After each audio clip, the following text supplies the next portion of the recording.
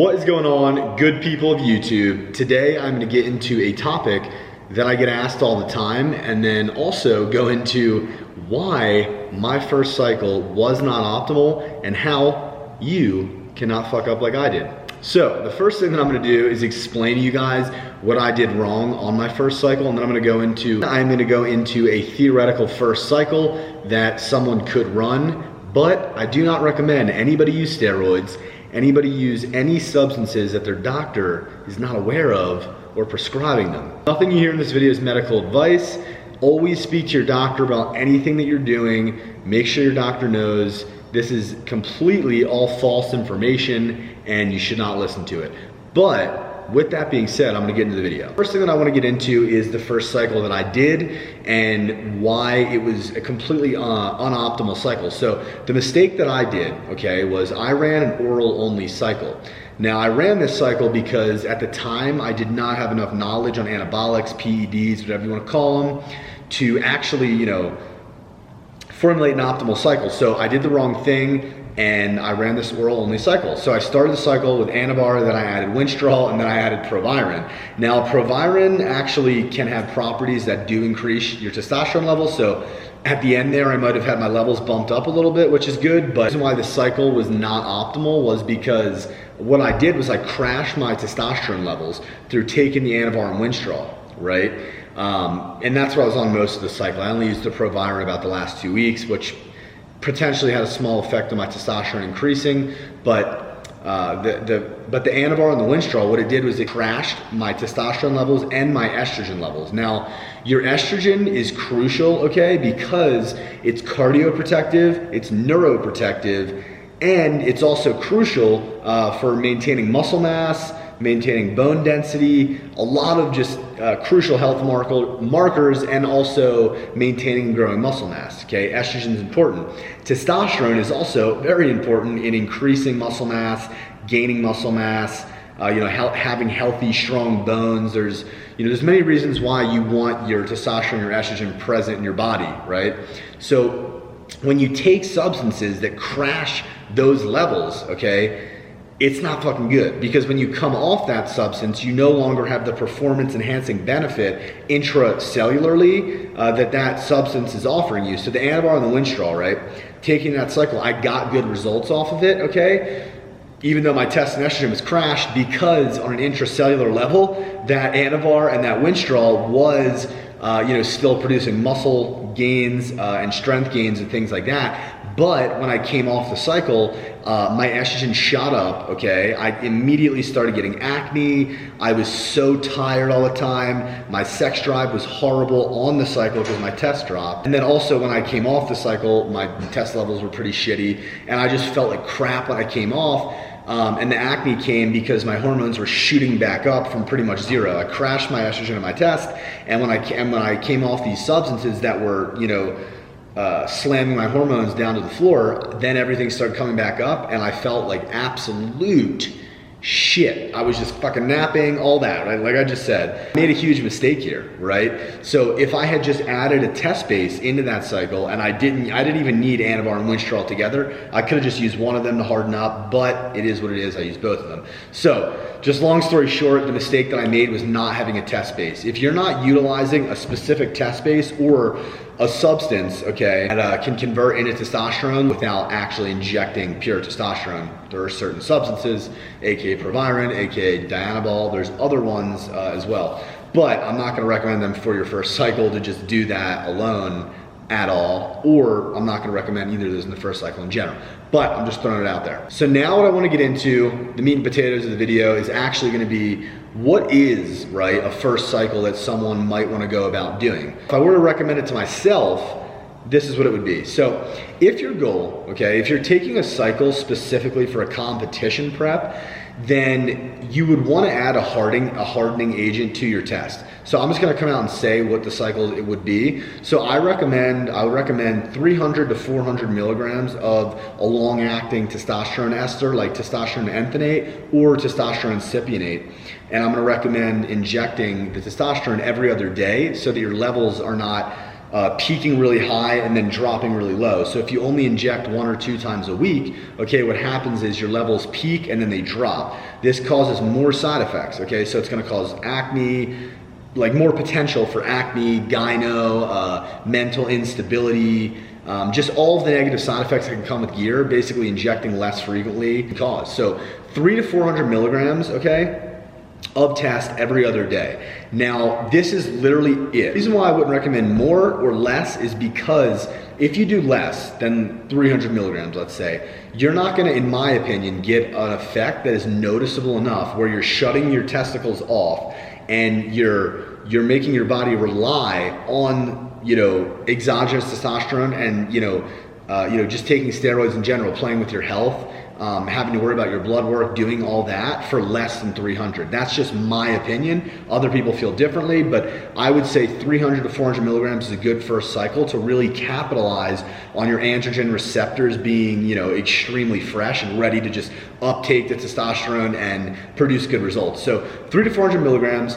Anything over 400, you know, a lot of people would say do 500. Now, I actually did 500 my first test cycle. It gives you room to increase for your next cycle, which is always good to have more room to increase. Starting lower is just always better. And I do think that taking 500 is, at least for me, it felt very potent.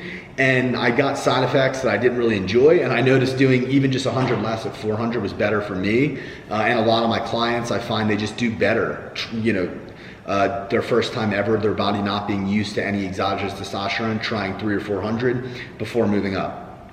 Okay, so injecting every other day and then picking a dose between 300 and 400 milligrams, I would say is a great first cycle. And the duration of the cycle that you would do would be 4 months. So a lot of people do 12 weeks. I would say if you're running the 300 to 400 milligrams, it's a pretty you know, not too insane of a dose. So running it for 4 months, really capitalizing on the gains. It also takes 2-3 weeks for the testosterone to really, you know, kind of start kicking in and working well with the long acting. So I like doing 14 to 16 week cycle. Okay, so now I just want to say that to get that out of the way, what I recommend the cycle be. Now I'm going to get into things that you would need to potentially use while using the cycle, things you need to do before you actually take any cycle, and then also I want to go over, you know, the method of what you're going to do after the cycle. Are you going to cruise or are you going to come completely off gear? And is it worth it for you to just take a cycle and come completely off? So the first thing that I want to start with is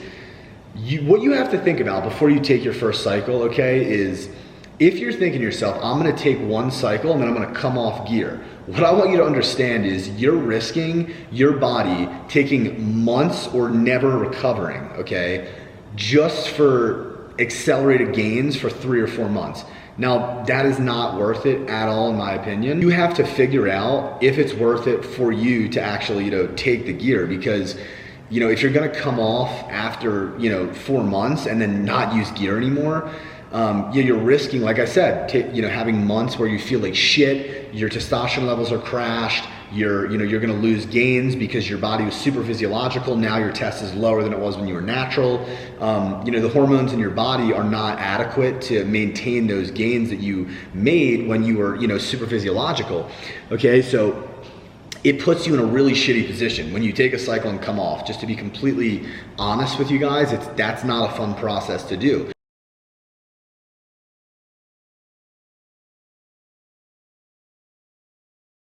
So doing 1 cycle is not worth it because you're never gonna feel the way you did on that 1 cycle. It'd be like you're used to driving your minivan every single fucking day, right? And then you get into a fucking LaFerrari, right? Now you're driving around in a LaFerrari, and then you get back into your minivan, okay? You know, you're never gonna have that same feeling again like you were in the Ferrari. So it's very similar in the gym. So if you love the gym and you know you love what you're doing, I mean, I would recommend just staying natural if your plan is just to do 1 cycle. You're gonna commit to gear and blast and cruise. And just make the decision, fully make the decision. If you're scared, you're like, I'm gonna do 1 cycle and then I'm gonna come off, then I don't think it's gonna be for you. Taking a cycle, you know, taking gear is probably not gonna be for you. Make your decision and then blast and cruise. So when you come off the 300 to 400 milligrams, you know, like I said earlier, you're gonna, you know, drop down to more of a TRT dose between I mean, you could do a full TRT, which is going to be probably 100 to 120 milligrams, 100 to 140, or you could do, you know, 200 milligrams, 175, whatever you want to do, something that your blood work, you know, gets back in check. The more you do, the more results you'll be able to keep, and then also be able to start making gains again after the cycle's over. So once you've realized, okay, I actually do want to take gear, and this is what I'm going to do, I'm going to blast and cruise. What you want to do is you want to get, before you ever take anything, blood work done, and you want to get your heart checked out. Basically, overall, just get your body checked, okay? Ask your parents also if you have any, you know, predispositions to heart issues, kidney issues, blood pressure issues.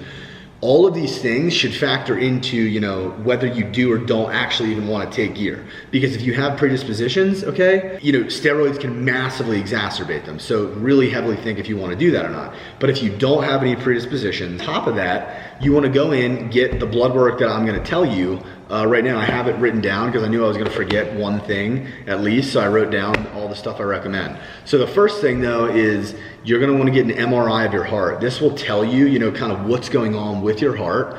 And a big issue for most bodybuilders long term, okay, is they have issues with either their heart, their liver, or their kidneys. Your prostate is another big one as well. That gets enlarged from gear. Any of your organs, your vital organs, can be impacted by the steroids, but mainly it's usually heart, liver, or kidneys. So go get an MRI your heart, check out how your heart's looking, okay? On top of that, you're gonna wanna get a CBC with differential platelet count. Now what this is gonna be your hemoglobin, hematocrit, how thick your blood is, your red blood cell count, your white blood cell count, all of those things, okay? Now that's probably gonna be fine, but just get that done. Make sure there's no abnormalities in that category, which you'll be able to see when you get the blood work back. You can talk to the doctor. The next thing I had here was a hormone panel.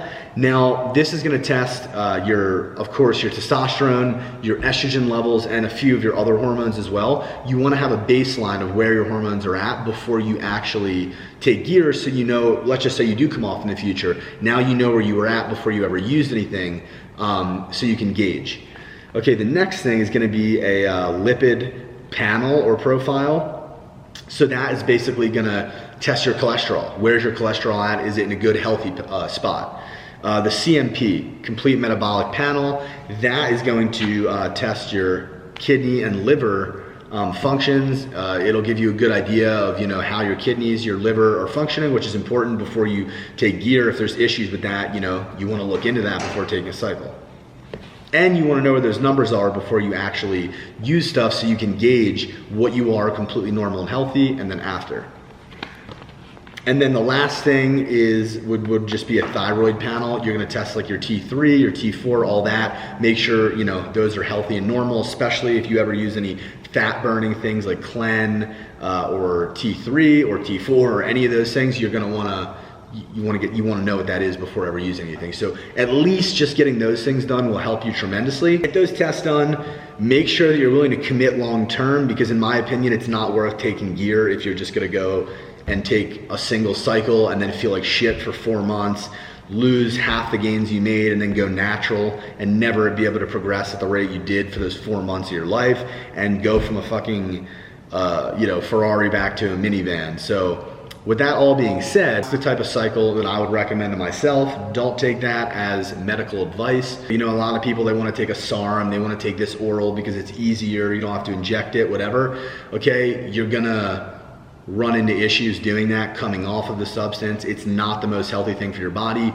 The healthiest thing, in my opinion, for the body is a low dose of test to start out. That's gonna, you know, keep the blood work as in you know, good shape as possible compared to pretty much doing anything else. And you're also gonna, you know, get the best results compared to side effects as opposed to taking anything else.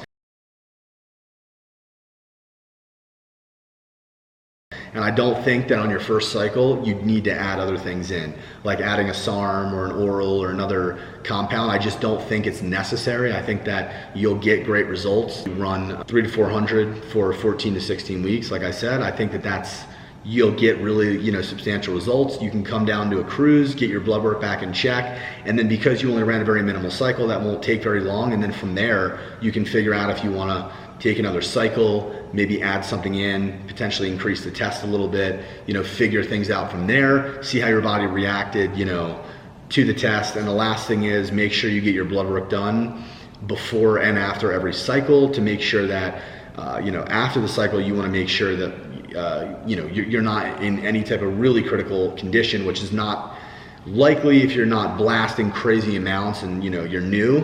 But also you want to get tested before every cycle, even when you're cruising, because you want to make sure that your levels are at a perfectly healthy spot before you decide to go and blast again. You don't want to blast when something's going wrong and cause that to go where you can no longer fix that. I hope this video was entertaining and informative for you guys.